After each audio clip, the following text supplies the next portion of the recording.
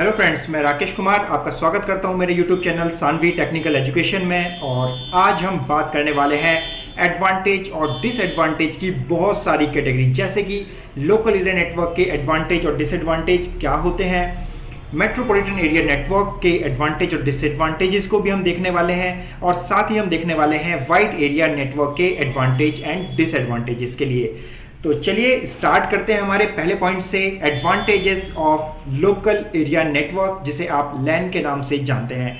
अगर आपके पास एक लोकल एरिया नेटवर्क है तो उसके होने वाले एडवांटेजेस हो सकते हैं, जैसे कि शेयरिंग ऑफ रिसोर्सेज, यानी अगर आपके पास एक लैन एस्टैब्लिश है तो आप रिसोर्सेज को इजीली शेयर कर सकते हैं।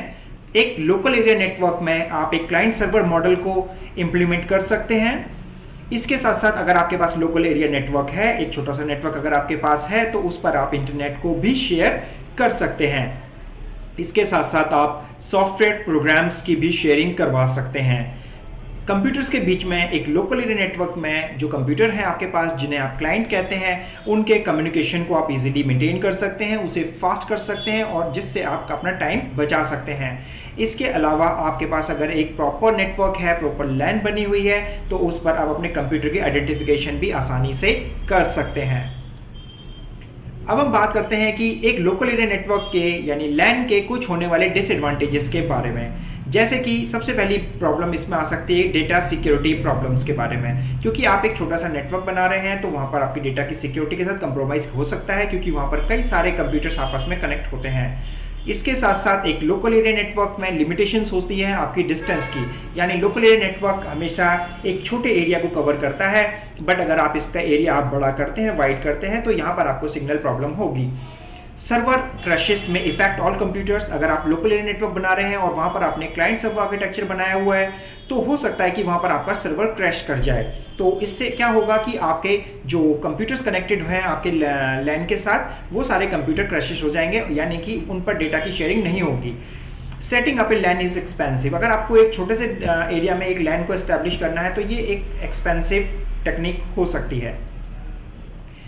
चलिए बात करते हैं अब मेट्रोपॉलिटन एरिया नेटवर्क की। तो आपको बता दूं कि मेट्रोपॉलिटन एरिया नेटवर्क लैन के मुकाबले एक बड़ा नेटवर्क होता है, और ये इसका फायदा ये है कि एक लैन के कंपेयर में इसको लगाने का जो खर्चा होगा वो कंपैरेटिवली कम होगा लैन से। सेंडिंग लोकल ईमेल्स, अगर आपके पास मेट्रोपॉलिटन एरिया नेटवर्क है तो आप यहाँ पर ईमेल्स प्रोग्राम्स को भी शेयर करवा सकते हैं। एक स्पीड जो होगी लैन की, वो आपकी वैन के मुकाबले फास्टर होगी। देखिए, नेटवर्क जितना बड़ा होता जाएगा उसकी स्पीड स्लो होती जाएगी, कंपैरेटिवली स्लो ही यहाँ पर कंपैरिजन करना होता है। तो आपका जो मैन है वो वैन से छोटा होता है, तो जिसके कारण आपकी मैन की स्पीड थोड़ी फास्ट होती है। शेयरिंग ऑफ द इंटरनेट, ये एडवांटेज आपको लोकल एरिया नेटवर्क पे भी मिल रहा था, और अगर हमारे पास कई छोटी छोटी लैन्स पड़ी हुई हैं तो उन लैन नेटवर्क के जरिए आप एक बड़ा मैन बना सकते हैं, तैयार कर सकते हैं, और जो कि इजिली हो भी जाएगा।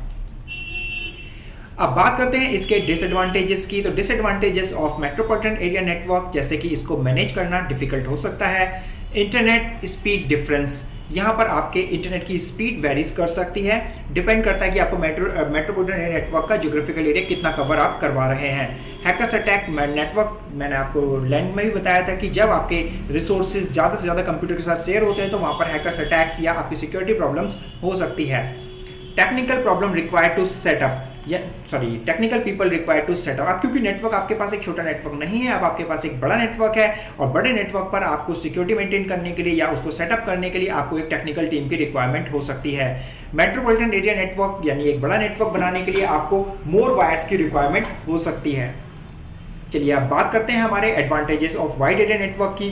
तो एक वाइड एरिया नेटवर्क कवर करता है एक लार्ज ज्योग्राफिकल एरिया, जो कि एक सेंट्रलाइज्ड डेटा सिस्टम को मेंटेन करके रखता है। और अगर आपने एक वैन को एस्टैब्लिश किया हुआ है तो आप ये श्योर कर सकते हैं कि इस पर आपको अपडेटेड फाइल्स और डेटा मिलेगा।